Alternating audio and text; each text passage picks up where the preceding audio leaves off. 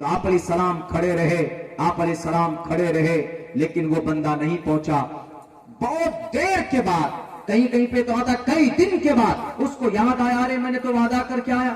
وہ آدمی آ کر دیکھتا ہے تو آپ علیہ السلام صرف اتنا بولتے ہیں, لقد شققت علی یا خطا, ارے یا تو نے مجھے پریشانی میں ڈال دیا. وعدہ کیا, آپ نے وعدہ کیا کہ میں یہیں پر ہوں, جاؤ لے کر آؤ. تو آپ علیہ السلام وہیں کھڑے رہے, ہلے نہیں. کیوں؟ مومن کی یہ شان ہے, کبھی وہ وعدہ خلافی نہیں کرتا. آپ نے وعدہ کیا تھا, وعدے کے مطابق وہ آپ علیہ السلام وہیں پر کھڑے رہے. کئی دن تک, کئی لمحوں تک, کئی گھڑی تک وہاں پر کھڑے رہے, کئی گھنٹوں تک وہاں پر کھڑے رہے, لیکن آپ نے وعدہ خلافی نہیں کی. اور ہم لوگ تو اتنے وعدہ خلافی کرتے ہیں جناب, اتنے وعدہ خلافی کرتے ہیں, اتنے جھوٹ بولتے ہیں اور اتنے بڑے بڑے ہول دیتے. موبائل کے اندر بھی وعدہ خلافی جھوٹ بولتے. ہو کہاں پر ہیں؟ یہاں پر معظم پور میں کہہ دیتے ہیں, مالدہ میں کہتے ہیں کہ کلیاچہ پہنچ گئے. موبائلوں میں جھوٹ بولتے ہیں. یا کسی کا پیسہ ہمارے پاس ہے, وہ ہم سے مانگنے کے لیے آتا ہے, بھیا پیسہ دے دو, تو جھوٹا وعدہ کر لیتے ہیں کہ اچھا ٹھیک ہے 5 دن بعد دے دیں گے. 5 دن 10 دن 15 دن بیت جاتا ہے, تب بھی اس کو اس کا پیسہ ہم نہیں دیتے.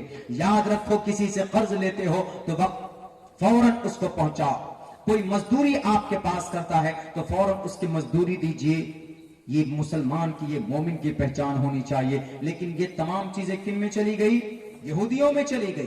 ہمارے ماموں رہتے ہیں یوکرین کے اندر, ایم ڈی ڈاکٹر ہے وہاں پہ وہ, تو انہوں نے ہم سے کہا کہ عبداللہ بھانجے, یہاں یہودی کیوں اتنے سکسیس ہے پتا ہے؟ کیونکہ انہوں نے محمد رسول اللہ کے کچھ طریقوں پر ڈائریکٹ وہ عمل کرتے ہیں. ہم نے کہا کیسے عمل کرتے ہیں؟ بولا رات کو 12 بجتے ہی 30 تاریخ کو 12:30 نہیں ہوتی ہے, یعنی 1 تاریخ کی 30 سیکنڈ نہیں ہوتی ہے کہ ٹوٹل مزدوری ہم لوگوں کی تنخواہیں اپنے اکاؤنٹ میں ٹرانسفر ہو جاتی. ہم نے کہا کہ یہ کون سی بڑی بات؟ بلا اللہ کے نبی کی حدیث نہیں ہے, اوت الاجیر اجرہ قبل ان یجف فارقہ, کہ مزدور کو اس کا پسینہ سوکھنے سے پہلے اس کو دے دیا کرو, اس کی اجرت دے دیا کرو. کون عمل کر رہا ہے؟ ہم اور آپ عمل کر رہے ہیں, نہیں یہودی عمل کر رہے ہیں. ہم اور آپ تو جناب جھوٹ بولتے ہیں, پریشان کرتے ہیں.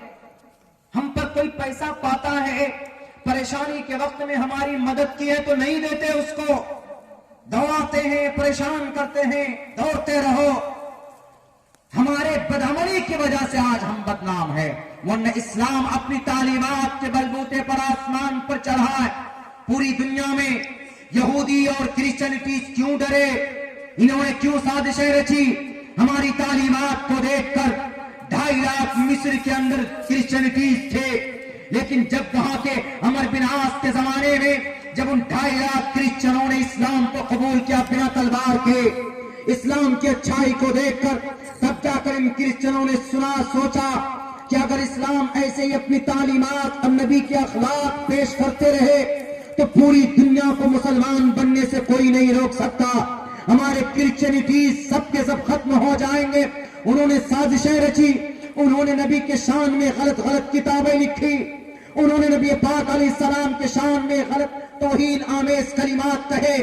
آج جو بھارت کے اندر یہ RSS بجرنگ دل والے, یہ شیو سینا والے, ABVP کے لوگ جو غلط بولتے ہیں نبی کے بارے میں, یہ آج کا نہیں, یہ کرسچنوں کا بنایا ہوا, تاکہ مسلمانوں کے خلاف ہندوؤں کے ذہن میں, پوری دنیا کے انسانوں کے ذہن میں جو ایک طرف صرف نبی کی تعریف تھی اس کو دھلمل کر دو, اس کو غلط طریقے پر پیش کر دو, تو لوگ اسلام کی تعلیمات سے نفرت کرنے لگے گا.